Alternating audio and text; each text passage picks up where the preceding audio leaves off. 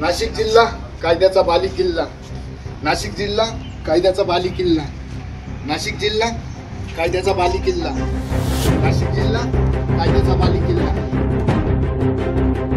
नांदगावातून दहशतीचा मोर्चा जेरबंद झालाय। बेथल नगर प्रकरणातील मुख्य संशयित म्हणतायत नाशिक जिल्हा कायद्याचा बालेकिल्ला। पाहूया सविस्तर बातमी।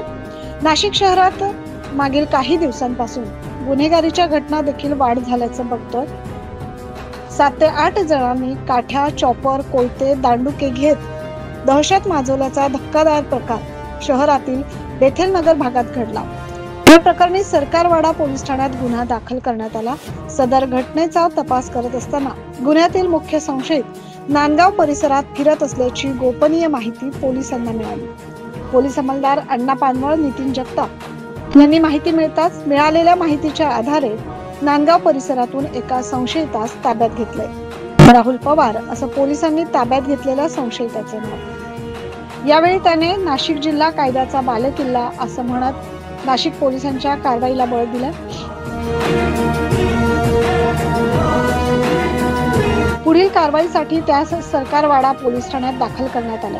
घटनेचा पुढील तपास पोलीस करतात। सदरची कारवाई गुन्हे शाखा सहाय्यक पोलीस आयुक्त संदीप मिटके यांच्या मार्गदर्शनाखाली गुन्हे शाखा युनिट 1 चे वरिष्ठ पोलीस निरीक्षक डॉक्टर अंचल मुदगल, पोलीस उपनिरीक्षक चेतन श्रीवंत, पोलीस उपनिरीक्षक सुदाम सांगळे, पोलीस हवालदार महेश साळुंके, उत्तम पवार यांच्या पथकाने केली। 9 न्यूज महाराष्ट्रासाठी प्रतिनिधी इसाक कुरेशी।